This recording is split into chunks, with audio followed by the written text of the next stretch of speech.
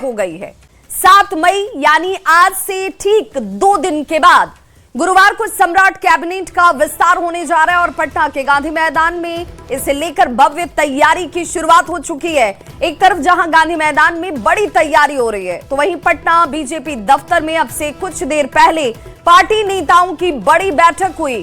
प्रदेश अध्यक्ष संजय सरावगी की अध्यक्षता में हुई इस बैठक में संगठन महामंत्री भिखुभाई दालसानिया भी मौजूद रहे।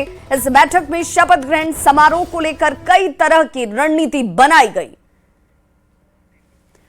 तो इस वक्त आपके टीवी स्क्रीन पर ये 3 तस्वीरें। 7 मई को कैबिनेट का विस्तार होने जा रहा है गांधी मैदान में, इसे लेकर भव्य तैयारी जिसकी तस्वीरें इस वक्त आप देख पा रहे होंगे। वहीं तीसरी तरफ बीजेपी दफ्तर में इस कैबिनेट के विस्तार से पहले महा बैठक का दौर चला।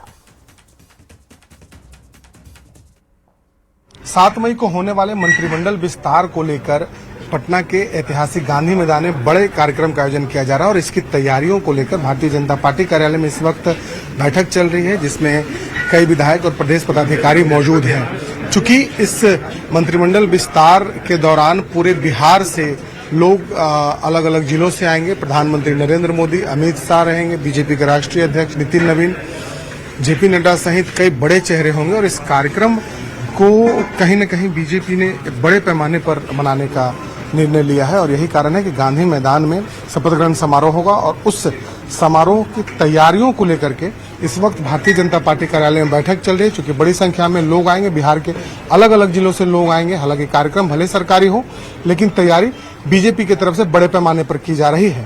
कैमरा पर्सन सुबोध के साथ शैलेंद्र, न्यूज 18 पटना। तो 15 अप्रैल को सम्राट चौधरी बिहार के मुख्यमंत्री बने और उसके साथ ही 2 डिप्टी सीएम जिसमें विजय कुमार चौधरी और विजेंद्र प्रसाद यादव ने शपथ ली। और अब 22 दिन बाद अब कैबिनेट का विस्तार होने जा रहा है। नए मंत्रिमंडल के शपथ ग्रहण समारोह में प्रधानमंत्री नरेंद्र मोदी और केंद्रीय गृह मंत्री अमित शाह भी शामिल होने वाले हैं। सम्राट कैबिनेट को लेकर यह माना जा रहा है कि कुछ नए चेहरों को इसमें मौका मिल सकता है। खबर यह कि बीजेपी और जेडीयू दोनों ही दलों से मंत्रियों की संख्या बराबर होगी। दोनों ही दल में 16 मंत्री बनाए जाएंगे, जिसमें जेडीयू कोटे से मौजूदा दोनों डिप्टी सीएम भी शामिल हैं। वहीं गठबंधन के अन्य 3 सहयोगी दलों को 4 मंत्री पद मिलेगा, जिसमें बीजेपी अपने कोटे से ये मंत्री पद देने वाली है। जातीय समीकरण के मुताबिक मंत्रिमंडल में 1 या 2 नाम बदले भी जा सकते हैं।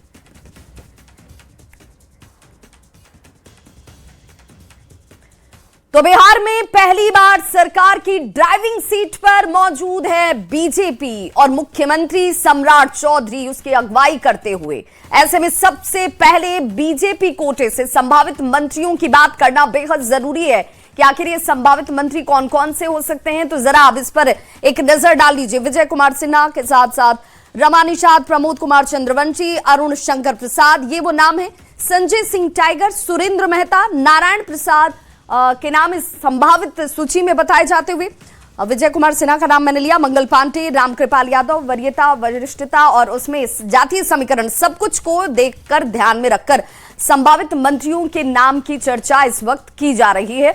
और इसमें संजीव चौरसिया की बात कर लीजिए, नीतीश मिश्रा हो, मनोज शर्मा हो, जनक राम या फिर संगीता कुमारी, ये नाम जिसकी चर्चा मैं आपसे कर रही थी। संजीव चौरसिया, नीतीश मिश्रा, मनोज शर्मा और जनक राम या फिर संगीता कुमारी, जिसमें महिला प्रतिनिधित्व भी आपको नजर आएगा और युवा चेहरे भी नजर आएंगे। और इसीलिए चर्चा में 4 और नामों की सूची, जिसमें संजीव चौरसिया, नीतीश मिश्रा, मनोज शर्मा और जनक राम या फिर संगीता कुमारी की चर्चा की जा रही है।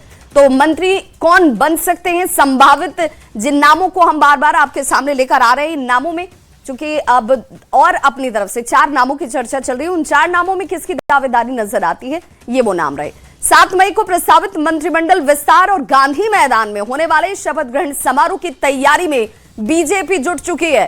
प्रदेश अध्यक्ष संजय सरावगी ने कहा कि समारोह में नरेंद्र मोदी यानी प्रधानमंत्री नरेंद्र मोदी, गृह मंत्री अमित शाह, जेपी नड्डा और नीतीश कुमार समेत कई बड़े नेता शामिल होंगे।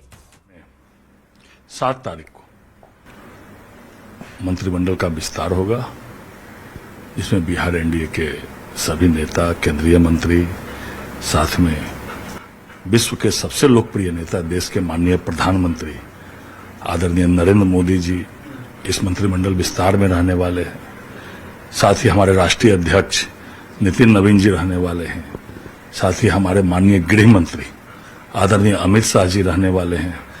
साथ ही हमारे पूर्व राष्ट्रीय अध्यक्ष और स्वास्थ्य मंत्री आदरणीय जेपी नड्डा जी और बिहार के एनडीए के चाहे चिराग पासवान जी हो, मांझी जी हो, उपेंद्र कुशवाहा जी हो, माननीय पूर्व मुख्यमंत्री नीतीश कुमार जी हो, सभी एनडीए के बिहार के नेता रहने वाले हैं। तो 7 मई की तारीख जब सम्राट कैबिनेट का विस्तार होने जा रहा है और इस नए मंत्रिमंडल में हमसे भी संतोष कुमार सुमन का मंत्री बनना लगभग तय माना जा रहा है। लेकिन कैबिनेट में फाइनल बर्थ मिलने से पहले जीतन राम मांझी इस पर कुछ भी कहने से फिलहाल बचते हुए नजर आ रहे हैं। जीतन राम मांझी का कहना है कि वो कभी भी किसी भी मंत्रिमंडल में मंत्री पद की मांग नहीं करते, सब कुछ उन्होंने मुख्यमंत्री पर छोड़ दिया है।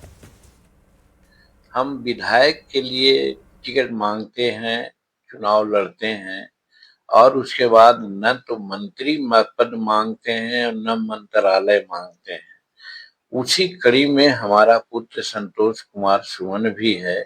एमएलसी एक टर्म है, दूसरा टर्म भी हो गया उसका। वो भी इसी चरित्र का आदमी है। वो भी कोई मांग नहीं करता है। अगर मिल गया तो उसको ईमानदारी से काम किया जाएगा। और सम्राट चौधरी माननीय मुख्यमंत्री, बड़ा हम धन्यवाद देते हैं कि वो कुछ दिन पहले हमारे यहाँ भी आए थे, लेकिन इस पर हमारी कोई बातें नहीं। हमने उनको फ्री छूट दिया कि भाई आप बिहार का आशा नया एक किरण लेकर के आज उपजे हैं, आप बिहार को अच्छा से चलाइए। नीतीश कुमार तो वैसे चलाए ही हैं, इसमें कहीं कोई मत नहीं है, लेकिन कहीं न कहीं कुछ न कुछ बातें रह जाती है। उन बातों को भी आप आगे बढ़ा करके बिहार को और आगे बढ़ाइए, यही मेरा आशीर्वाद है, शुभकामना है। और कभी मंत्रिमंडल के बारे में किसको रखना है न रखना है ये हमने बात नहीं कही है। सब उन्हीं पर छोड़ दिया है कि जो आपको उचित बुझाए वो करें। तो कैबिनेट विस्तार को लेकर हम पार्टी के राष्ट्रीय अध्यक्ष संतोष सुमन ने कहा कि एनडीए में शपथ ग्रहण समारोह को लेकर खासा उत्साह है, क्योंकि प्रधानमंत्री नरेंद्र मोदी खुद इसमें शामिल होने वाले हैं और उन्होंने संकेत दिया कि मंत्रिमंडल विस्तार पुराने समीकरणों के आधार पर ही होने की संभावना है। तो संतोष कुमार सुमन जिन्हें लेकर के खुद ये कहते हुए वो नजर आए कि भाई यहां पर इस समारोह की भव्यता आपको देखनी चाहिए, क्योंकि इसमें खुद प्रधानमंत्री नरेंद्र मोदी पहुंचने वाले हैं और जो भी समीकरण होगा वो समीकरण संभवतः उनके लिहाज से पुराने तरीके से ही होगा। एनडीए घटक दल के सभी शीर्ष नेतृत्व आदरणीय जीतन राम मांझी जी हों, उपेंद्र कुशवाहा हों, चिराग पासवान जी हों, जो बिहार के और बहुत सारे माननीय मुख्यमंत्री जी भी आएंगे, तो एक बड़ा आयोजन होगा और ऐतिहासिक आयोजन होगा। गांधी मैदान के ऐतिहासिक स्थल पर एक ऐतिहासिक आयोजन होने जा रहा है, जिसके साक्षी लाखों लोग होंगे। तो हम सब के लिए प्रेरणादायक भी होगा, सभी पार्टियों के लिए एक चुनौती भी होगी और माननीय मुख्यमंत्री जी के लिए भी होगा कि इतिहास हमेशा याद रखेगा और उनको मौका मिला है तो निश्चित तौर पर एनडीए को आगे ले जाएंगे। तो बिहार में कैबिनेट विस्तार को लेकर केंद्रीय मंत्री गिरिराज सिंह ने कहा कि नए मंत्रिमंडल से सभी चीजों का ध्यान जो है इस मंत्रिमंडल में आपको दिखता हुआ दिखेगा। तो काम बढ़ाना है, रिजल्ट देना है, तो मंत्रिपरिषद का तो होगा ही विस्तार। उसी तरह से जिस तरह से मुख्यमंत्री और डिप्टी सीएम का चयन हुआ,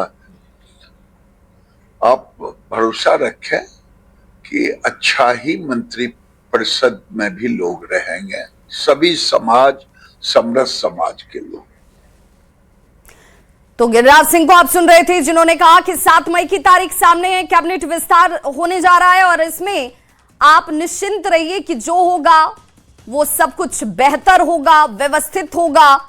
नए मंत्रिमंडल में तमाम चीजों का ध्यान जो है रखा जाएगा, जिसमें बार बार ये कहा जा रहा है कि वरीयता, वरिष्ठता, नए चेहरे, महिला प्रतिनिधित्व, जातीय समीकरण, सभी का सामंजस्य आपको नजर आएगा। और इसीलिए एक तरीके से एक चुनौती भी है कि वो मंत्रिमंडल में चेहरे कौन होंगे, उन चेहरों को दायित्व कौन कौन से विभागों का दिया जाएगा, ये तमाम चीजें आपके सामने होंगी। और बड़ी खबर इस वक्त आ रही है भागलपुर से, जहां सम्राट चौधरी करेंगे निरीक्षण। मुख्यमंत्री सम्राट चौधरी की तरफ से निरीक्षण किया जाएगा। विक्रमशिला सेतु का निरीक्षण बिहार के मुख्यमंत्री सम्राट चौधरी की तरफ से किया जाने वाला है, जिसे लेकर लगातार वो अपनी मॉनिटरिंग करते हुए नजर आ रहे हैं। एक एक चीज की जानकारी उनकी तरफ से ली जा रही है। सम्राट चौधरी इसका निरीक्षण करने के लिए पहुंचने वाले हैं। विक्रमशिला सेतु का उनकी तरफ से निरीक्षण होगा और किस तरह से कार्य किए जा रहे हैं, इसे लेकर क्या कुछ निर्देश दिया गया है, ये तमाम चीजों को वो खुद जमीन पर पहुंचकर वहां देखते हुए नजर आएंगे। और ये लगातार आपको बताते चलें कि विक्रमशिला सेतु को कि जैसे ही एक पिलर के गिरने के बाद से लगातार सवाल उठने शुरू हुए। मुख्यमंत्री ने कहा कि इसकी गहनता से जांच होगी और जांच के बाद सबसे पहले प्राथमिकता तो यह है कि लोगों को, उस क्षेत्र के लोगों को किसी तरह की परेशानी ना हो, इसे बेहतर तरीके से जल्द सुनिश्चित किया जा सके। हालांकि अब वो खुद पहुंचने वाले हैं विक्रमशिला सेतु का निरीक्षण करने। संवाददाता आशीष रंजन हमारे साथ इस वक्त ज्यादा जानकारी के साथ ऑनलाइन पर जुड़ गए। आशीष, मुख्यमंत्री खुद पहुंचेंगे निरीक्षण करने की, क्या हालात हैं, किन परिस्थितियों में तमाम चीजें हुई और कैसे इसे जल्द से जल्द ठीक करा जाए? जी, कहा जा सकता है कि घटना के बाद से ही लगातार मुख्यमंत्री इसको लेकर जो है मॉनिटरिंग कर रहे हैं और लगातार अधिकारियों के साथ बैठक कर रहे हैं। और अब से कुछ ही देर के बाद जो है मुख्यमंत्री सम्राट चौधरी, उप मुख्यमंत्री विजय चौधरी जो है हवाई सर्वेक्षण जो है यहाँ पर करेंगे और पूरी तरीके से जायजा लेंगे वो कि किस तरह से ये पुल गिरा है और क्या इसमें दिक्कतें आई होगी, और सारी जानकारी जो है उसके बाद जो है वो अधिकारियों के साथ बैठक करेंगे। वही मैं बता दूं कि सेना की टीम जो है, इंजीनियर जो है वो यहाँ पर आ गए हैं, सीओ जो है सेना के एक, और वो भी जो है मुआयना कर रहे हैं कि कैसे इसको बनाया जाएगा और किस तरह से कहाँ पर गड़बड़ियां हैं इसको देखा जा रहा है। तो कहा जा सकता है कि मुख्यमंत्री जो है इसको लेकर जो है एक्शन मोड में घटना के बाद से ही आ चुके थे और घटना के बाद से कल भी उन्होंने अधिकारियों के साथ बैठक की थी और आज मुख्यमंत्री खुद यहाँ पर पहुंच रहे हैं और हवाई सर्वेक्षण कर जो है यहाँ पर पूरी चीजों को देखेंगे कि कैसे पुल गिरा है, कहाँ पर क्या हुआ है, और उसके बाद जो है अधिकारियों के साथ बैठक कर रणनीति बनाई जाएगी कि अब इसको किस तरह से बनाया जाए। सेना के जो अधिकारी हैं वो यहाँ पहुंचे हुए हैं और वो भी इस चीज का मुआयना कर रहे हैं कि कब तक इसको बना लिया जाएगा और इसमें किस तरह से बनाया जाए जो मजबूत हो और अच्छे तरीके से यहाँ पर फिर से एक बार जो है परिचालन शुरू हो पाएगा। बहुत बहुत शुक्रिया आशीष रंजन इस तमाम जानकारी के लिए। पश्चिम बंगाल में बीजेपी की ऐतिहासिक जीत के बाद बिहार में जश्न का माहौल है। पूर्व मंत्री अरुण शंकर प्रसाद ने अपने आवास पर रुद्राभिषेक कर पूजा अर्चना की। उन्होंने कहा कि बीजेपी की जीत के लिए मन्नत उन्होंने मांगी थी जो अब पूरी हो चुकी है। शंख ध्वनि और वैदिक मंत्रोच्चारण के बीच पूजा का आयोजन किया गया। उन्होंने इसे सनातन संस्कृति की जीत बताया। तो दो तस्वीरें इस वक्त आपके टीवी स्क्रीन पर। पहली तस्वीर पूजा अर्चना की, मन्नत मांगी थी कि बंगाल में बीजेपी जीत हासिल करे, सरकार बनाए, और अब जैसे ही मन्नत पूरी हुई इसके बाद रुद्राभिषेक की ये तस्वीरें। दूसरी तरफ ये कल प्रधानमंत्री नरेंद्र मोदी बीजेपी मुख्यालय पहुंचे, कार्यकर्ताओं और बंगाल की जनता के साथ साथ असम तमाम 5 राज्यों की जनता को आभार व्यक्त किया। पश्चिम बंगाल में भारी जीत के बाद हर तरफ जहां जश्न का माहौल है, वहीं बीजेपी नेताओं के घर पूजा पाठ भी शुरू हो चुका है। पूर्व मंत्री हैं बीजेपी के अरुण शंकर प्रसाद, देख सकते हैं रुद्राभिषेक कर रहे हैं क्योंकि इन्होंने मन्नतें मांगी थी कि पश्चिम बंगाल में भाजपा की भारी जीत हो। और देखिए जीत के बाद रुद्राभिषेक जारी है और वैदिक मंत्रोच्चारण के साथ यहाँ पर खुद जो है पूर्व मंत्री अरुण शंकर प्रसाद पूजा अर्चना कर रहे हैं। जरा बातचीत करेंगे क्योंकि इसी दिन का इंतजार था और वो घड़ी आ गई है। जी, आज जिस प्रकार से पश्चिम बंगाल में सरकार भारतीय जनता पार्टी की बनी है, सनातन संस्कृति स्थापित होती हुई दिख रही है। जहां बंगाल के बिना सनातन संस्कृति का प्रवाह अधूरा लग रहा था, अब गंगोत्री से लेकर गंगा सागर तक कमल ही कमल खिला है और हिंदू संस्कृति का पुनर्जागरण हुआ है। और ये पुनर्जागरण के लिए स्वामी विवेकानंद जी ने 1897 में कहा था कि मैं जो कर रहा हूँ उसके 50 साल आप जो कर रहे हैं आजादी के लड़ाई के दीवानों, वो 50 वर्ष बाद भारत आजाद होगा। मतलब श्यामा प्रसाद मुखर्जी को सच्ची श्रद्धांजलि मिल गई है। हाँ, श्यामा प्रसाद मुखर्जी जी को सच्ची श्रद्धांजलि मिली है, क्योंकि उनकी जो पुण्य स्थली है वो जम्मू कश्मीर में भारतीय जनता पार्टी की सरकार बन चुकी थी, और बंगाल जो उनकी जन्म स्थली है वहाँ बना नहीं था। इसलिए जन्म स्थली से लेकर पुण्य स्थली तक भारतीय जनता पार्टी का कमल और सनातन संस्कृति का ध्वज लहरा रहा है। जब भाजपा की जीत हुई है और पश्चिम बंगाल में एक तरह से नया सवेरा हुआ है। कैमरामैन दीपक के साथ रजनीश कुमार, न्यूज़ 18 पटना। बिहार के मुख्यमंत्री सम्राट चौधरी मुंगेर पहुंचे और उनके साथ उप मुख्यमंत्री विजय चौधरी की भी मौजूदगी दिखी। हवाई अड्डे पर अधिकारियों और जनप्रतिनिधियों ने उनका जोरदार स्वागत किया और इसके बाद मुख्यमंत्री ने बिहार योग विद्यालय, ज्योति मंदिर और छाया समाधि का भ्रमण किया। साथ ही श्रीनिवास में स्वामी जी के साथ मुलाकात कर पादुका दर्शन भी किए। दौरे को लेकर प्रशासन पूरी तरह से सतर्क नजर आया।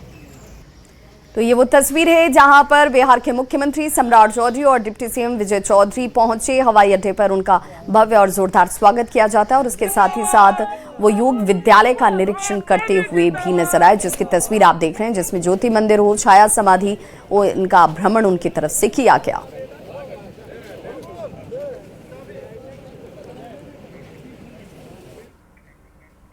चौदह से लेकर 21 अप्रैल के बीच बिहार में पहली बार एईडीओ की परीक्षा हुई थी, लेकिन उसमें भी कई जिले में धांधली की बात सामने आ गई, जिसके बाद बीपीएससी ने परीक्षा को रद्द कर दिया है और दोबारा परीक्षा की नई तारीख घोषित की जाएगी बहुत जल्द। लेकिन इसे लेकर अब सियासी पारा जरूर चढ़ गया है। विपक्ष ने सीधे सीधे इस परीक्षा में फेल होने के लिए बीपीएससी पर सवाल उठाया, तो सत्ता पक्ष का दावा है कि सरकार और आयोग की नीयत बिल्कुल साफ है। यही वजह है कि गड़बड़ी का संदेह होने पर परीक्षा को रद्द किया गया है, ताकि माफिया हर तरह का जो खेल खेल रहे हैं उस खेल में वो पूरी तरह से विफल हो। लगे हैं गंभीर, तो मुख्यमंत्री जो नए बने हैं उनको इस पर गंभीरता से काम करनी चाहिए। रहा सवाल कि पूर्व के जो इनके सिंडिकेट्स, उन सिंडिकेटों ने किस रूप में किसको कहां कहां स्थापित किया है, अगर उसमें इनकी सहभागिता भी है तब तो फिर कोई फेरबदल का आसार नहीं है। विपक्ष के नेता भाई तेजस्वी जी के पास अब कोई मुद्दा बचा नहीं है। बिहार में भ्रम फैलाकर झूठ के बल पर राजनीति करना चाहते हैं। जिनके पिताजी और माताजी के समय बीपीएससी के अध्यक्ष जेल गए हों, जिनका फॉर्मूला है नौकरी लो और जमीन दो, वो बिहार में प्रवचन दे रहे हैं। भ्रष्टाचार युक्त हो चुका है बीपीएससी, और हमारे युवा आज आंख मल के रह रहे हैं, लेकिन कुछ नहीं हो पा रहा है वहां पर। हम लोगों को पता है राज्य सरकार को बहुत प्रेम है बीपीएससी के चेयरमैन से, जो इससे पहले कहीं और थे, चार्जशीटेड हैं, फिर भी आज बीपीएससी के चेयरमैन है, क्योंकि सरकार चाहती है, भारतीय जनता पार्टी की सरकार चाहती है कि वही चेयरमैन रहे। सच्चाई ये है कि जब ये सत्ता में थे तब दागी संस्थाओं को बचाया जाता था, सेटिंग होती थी और युवाओं का भविष्य गिरवी रखा जाता था। आज बिहार पब्लिक सर्विस कमीशन ने गड़बड़ी की आशंका पर खुद परीक्षा रद्द की है और निगरानी में जांच चल रही है। यही पारदर्शिता है, यही जीरो टॉलरेंस है। खबर गोपालगंज से, जहां पर शिक्षकों की ऑनलाइन हाजिरी में बड़ी गड़बड़ी सामने आई है। ई शिक्षा कोश पोर्टल के आंकड़ों में एक ही दिन में 5,639 प्रधानाध्यापक और शिक्षक संदिग्ध पाए गए। जांच में 445 शिक्षक ऑन ड्यूटी होने के बावजूद स्कूल में मौजूद नहीं थे, जबकि 2,400 बिना सूचना के अनुपस्थित दिखे हैं। वहीं 2,794 शिक्षक देर से पहुंचे। जिला शिक्षा पदाधिकारी ने सभी से 72 घंटे के अंदर जवाब मांगा है। कार्रवाई के डर से शिक्षक डीईओ कार्यालय अब पहुंच रहे हैं। गोपालगंज में शिक्षकों की ऑनलाइन हाजिरी के दौरान बड़े पैमाने पर गड़बड़ी सामने आई है और इस मामले को लेकर गोपालगंज के डीईओ यानी कि जिला शिक्षा पदाधिकारी योगेश कुमार ने 5639 शिक्षकों और हेडमास्टरों से शोकज किया है। 72 घंटे के अंदर शोकज का जवाब देने को कहा गया है और शोकज का जवाब संतोषजनक नहीं मिलने पर उनके विरुद्ध विभागीय कार्रवाई करने के लिए चेतावनी भी दिया गया है। ये एक्चुअली इधर हम लोग मॉनिटरिंग के क्रम में पाया गया कि कुछ शिक्षक जो है ई शिक्षा कोर्स पर मार्क ऑन ड्यूटी करते हुए न तो विद्यालय में पठन पाठन का कार्य कर रहे हैं और न ही जनगणना का कार्य कर रहे हैं। तो ऐसी सूचना पाने पर जब हम लोगों ने ई शिक्षा कोर्स में उसका विश्लेषण किया तो पाया गया लगभग 5000 से अधिक शिक्षक ऐसे हैं जिन्होंने ये लगभग मार्क ऑन ड्यूटी ये की हुई थी। पर ऑनलाइन हाजिरी बनाने के दौरान मार्क ऑन हाजिरी नहीं था और कई शिक्षकों ने विद्यालय में नहीं रहते हुए दूसरे जगह से अपनी हाजिरी बनाई थी, जिसके बाद पोर्टल के जरिए ये गड़बड़ी सामने आई और अब जो है विभागीय स्तर पर कार्रवाई शुरू की गई है। शिक्षा विभाग की ओर से किए गई इस कार्रवाई के बाद बड़ी संख्या में शिक्षक डीओ ऑफिस में पहुंच रहे हैं और अपने शोकज का जवाब भी जमा कर रहे हैं। संतोषजनक जवाब नहीं पाए जाने पर शिक्षा विभाग ने इन शिक्षकों पर बड़ी कार्रवाई करने की चेतावनी दी है। गोविंद कुमार, न्यूज 18, गोपालगंज। और इस वक्त बड़ी खबर आ रही है, बीजेपी ऑफिस पहुंचे हैं पटना के डीएम और एसएसपी। बीजेपी के प्रदेश अध्यक्ष से उनकी इस वक्त ये मुलाकात चलती हुई। शपथ ग्रहण समारोह को लेकर ये मुलाकात और बैठक बेहद महत्वपूर्ण बीजेपी ऑफिस में मौजूदगी है। डीएम और एसएसपी की 7 मई को कैबिनेट का विस्तार, शपथ ग्रहण की भव्य तैयारी पटना के गांधी मैदान में और इसे लेकर सुरक्षा इंतजाम कैसे होने चाहिए, कितने पुख्ता होने चाहिए। पीएम मोदी, अमित शाह इस विस्तार के दौरान शपथ ग्रहण में मौजूद होंगे। और आरा से बड़ी खबर, जहां पार्किंग के विवाद में पिस्टल तान दी गई। सीओ के ड्राइवर ने यह पिस्टल तानी है। राजस्व कर्मी के बेटे पर पिस्टल तानी जाती है और अवैध पिस्टल को लेकर यह ड्राइवर जो है वो बताया जा रहा है कि वो चलता है। सीओ शंभू प्रसून का ड्राइवर आरोपी बताया जा रहा है और पुलिस ने हथियार के साथ इस शख्स को गिरफ्तार कर लिया है। नवादा थाना के सदर ब्लॉक की यह घटना है। संवाददाता चंदन हमारे साथ इस वक्त जुड़ गए हैं ज्यादा जानकारी के साथ। चंदन, क्या ये पूरा मामला है और कार्रवाई क्या हो रही है? पूरा मामला भोजपुर जिले के बड़हारा प्रखंड के जो सीओ हैं, अंचलाधिकारी, उनसे जुड़ा हुआ है, जिनके की चालक को पार्किंग के विवाद में नवादा थाना क्षेत्र के सदर ब्लॉक में गाड़ी लगाने को लेकर के, पार्किंग को लेकर के विवाद हुआ, जिसके बाद जो सीओ का चालक है उसने अवैध पिस्टल निकाल करके और राजस्व कर्मी जो है आरा सदर ब्लॉक के, उनके बेटे पर पिस्टल तान दिया, जिसके बाद मामले ने सूल पकड़ लिया और उसके बाद थाने में शिकायत करने के बाद स्थानीय नवादा थाना पुलिस के द्वारा उक्त ड्राइवर को गिरफ्तार कर लिया और उसकी निशानदेही पर दुकान में छुपाकर रखे गए अवैध पिस्टल को बरामद कर लिया गया है। इस मामले को लेकर के राजस्व कर्मी के द्वारा वहां नवादा थाने में मामला दर्ज कराया गया, जिसमें कि बड़हारा के अंचलाधिकारी समेत उनके चालक को नामजद अभियुक्त बनाया गया है, जिसके बाद पुलिस ने चालक को गिरफ्तार कर लिया। लेकिन सबसे जो बड़ा सवाल ये है कि आखिर एक अंचलाधिकारी का ड्राइवर गाड़ी में अवैध रूप से पिस्टल लेकर के कैसे चलता है, ये सबसे बड़ा सवाल है। बहुत बहुत शुक्रिया चंदन इस तमाम जानकारी के लिए। भोजपुरी अभिनेता और गायक पवन सिंह का पत्नी ज्योति सिंह के साथ आरा के कुटुंब न्यायालय में तलाक का मामला चल रहा है, जिसमें आज पति पत्नी को हाजिर होने की तारीख दी गई थी, लेकिन एक बार फिर से कोर्ट में तारीख पर पवन सिंह और ज्योति सिंह नहीं पहुंचे। इसके बाद कोर्ट ने अगली तारीख मुकर्रर कर दी है।